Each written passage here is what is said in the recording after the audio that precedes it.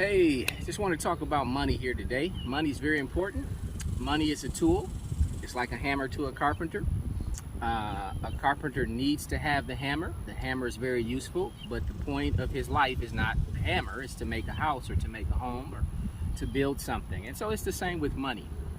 Let's not get it twisted. Just because we are spiritual beings having a physical reality does not mean we don't have to deal with the physical. I believe the physical is actually first. It's first physical, it's first natural, then it's spiritual. And so one of the most important things that we have to just kind of deal with is our survival, and money is linked to that survival. Now, I don't think you can have a good life if you're just going to make your life about money or making money. I think that can be an empty life. I think there's more to life than it. But at the same time, you can't just ignore money altogether and be of much material use to anyone else, especially children.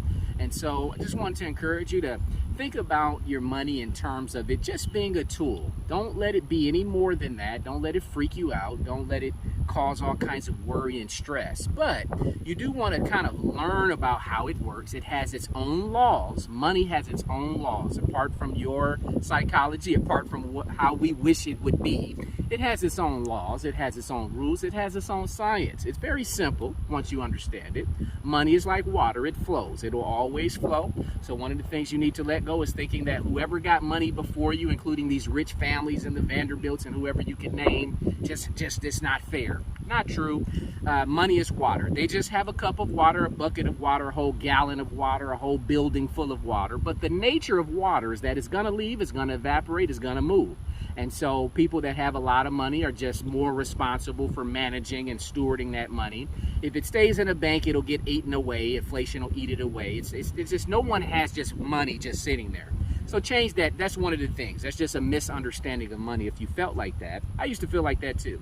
It doesn't work like that. Everyone with it, just like with water, has to do something with it to allow it to flow, to allow others to get from it, to allow others to keep planting gardens with it. If you got a pipeline of water, you still have to put it places where it can make stuff grow. It's the same thing with money. And so since they have to do that, so do you. Just start small. Start in small ways of how to turn $100, how to make it first, and then how to keep it. How do you put it? Where do you put it? And what activities do you lend it to so that it makes 100 to 101? And then that 101 turns into 102. Literally that simple. Start there. The rest is just how much. It's the same game for everybody. You're looking at people that's got 100 million and thinking they have some type of unfair advantage. And you can make that argument, but it won't help you. You still have the same thing they have to do. Turn $100 into $101. Okay, and how do you do that? With as little of your time and effort as possible. In the beginning, that's not going to be the case. You're going to be putting a lot of time and effort and trying to learn and trying to flip that money or trying to make it more useful and multiply. But you will get better at it over time. And then once you have that settled, then you can be so much more freer to do what you want and to be just of use and of service to the world. That's all I wanted to say today. Money is a very important tool. Don't demonize it. It is what it is. It's just a tool, and I believe you're going to get more really, really soon.